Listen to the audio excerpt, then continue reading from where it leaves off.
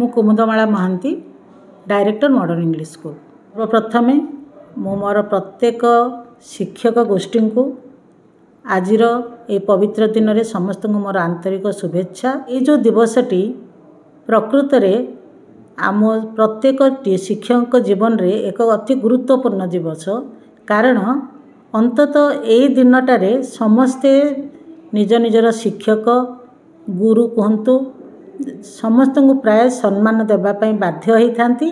आउ विशेषकर निजर पिला दिन ठू आरंभ करी वयस्क होगा पर्यंत जी शिक्षक से जीवन में आसी था से विषय मध्य चर्चा करथांती और से कौन शिखी सेटा को सबुबले से मन पकाती। सबूर तो परिवर्तन होची सेमती आजिकल समाज में बहुत परिवर्तन आसीगलानी।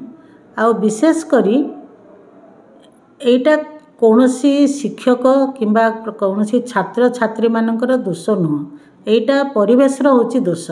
आमे जो परिवेश भितर रहिबा आमे से परिवेश ही आमे निजको ढालिबा। आउ आजिकल जो समाज हेची समाज रे बड़ को सम्मान देबा किंबा बड़ कहिबे सान शुणिबा किंबा किछि गोटे मोराल वैल्यू को गुरुत्व देबा एटा समाज रो बहुत भाव कमी गलानी। यार बहुत गुड़े कारण अच्छी आजिर दिवस रे से गुड़ाक आम डिस्कसन करवा ठीक हेनी। किंतु मु एतिकी कहबी जहाँ हेले भी आम माने जो प्रोफेशन नहींचु किंबा जो टीचर जो शिक्षक बा गुरु जो आपण कहउचंती सेमानकर दायित्व बहुत रही बहुत रहिबा दरकार। गोटे पिला बापा माँ को छाड़ीदेव बोली बापा माँ पिलाटा को केबे छाड़िबे कि केबे छाड़िबेनी। ठीक सही परी गोटे टीचर किंबा गोटे शिक्षक ता जीवन रे तार सबुठु प्रिय जिनिस होची तार छात्र। निजर बापा माँ जी खुशी होंतिनी पिलार सक्सेस रे शिक्षकटी सब बड़े अनै थाए रिजल्ट कौन बाहर रिजल्ट कौन हम पिला मोर केमती करिवो।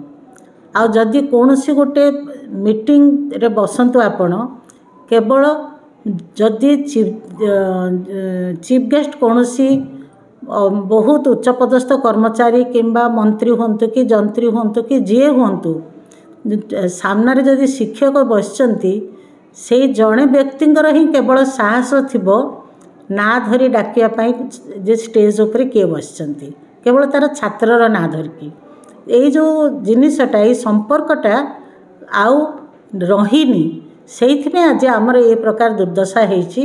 ना शिक्षकंकर रही छात्र प्रति प्रेम ना पिलांकर रही शिक्षक प्रति सम्मान।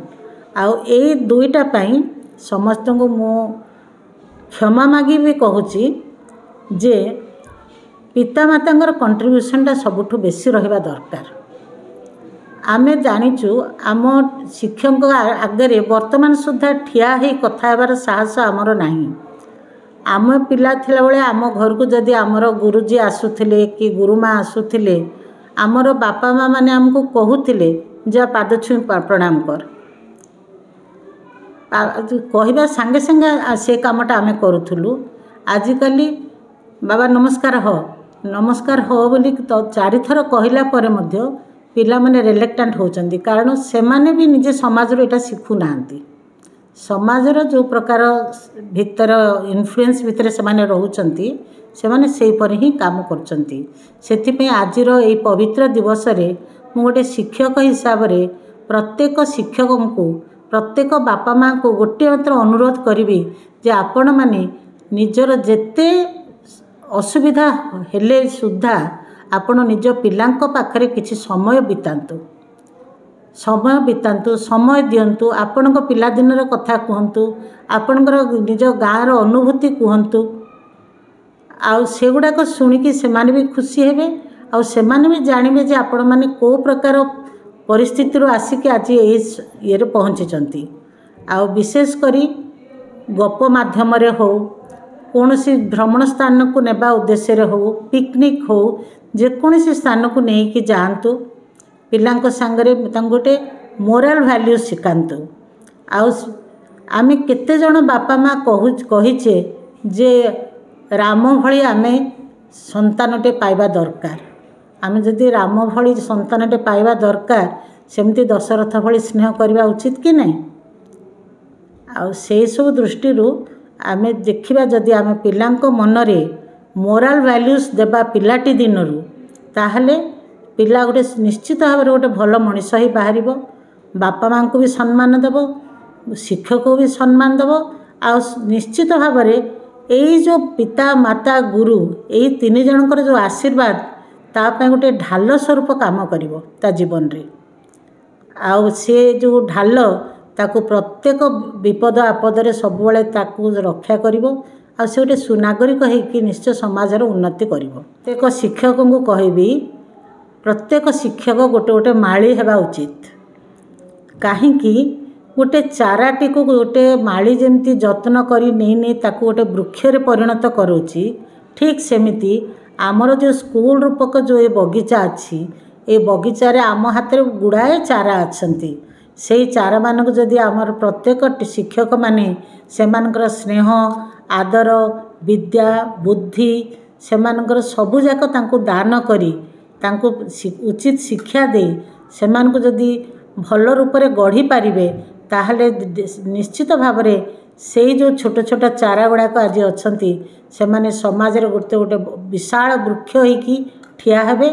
ଆଉ ଯାହାଫଳରେ କି ଆମ ଦେଶର, ଜାତିର, ତାଙ୍କ ନିଜର ସମସ୍ତଙ୍କର ମଙ୍ଗଳ ହେବ। ତେଣୁ ମୁଁ ସବୁ ଶିକ୍ଷକମାନଙ୍କୁ କହିବି, ଏଇ ଗୁରୁ ଦିବସଟା ଯଦି ଆମେ ସମ୍ମାନ ଆଶା କରୁଛୁ, ତେଣୁ ଆମକୁ ତ୍ୟାଗ ବି କରିବାକୁ ପଡ଼ିବ। ଯେଉଁ ଗୁରୁମାନେ ତ୍ୟାଗ କରିଥିଲେ ସେମାନେ ଆଜି ପୂଜା ପାଉଛନ୍ତି। ଆମେ ଯଦି ସେଇ ଗୁରୁମାନଙ୍କ ଭଳି ହେଇପାରିବା, ତାହେଲେ ନିଶ୍ଚିତ ଭାବରେ ଆମେ ବି ଆମ ପିଲାମାନଙ୍କ ମନରେ କିମ୍ବା ଆମ ସମାଜରେ ଆମକୁ ନିଜକୁ ପ୍ରତିଷ୍ଠିତ କରିପାରିବା।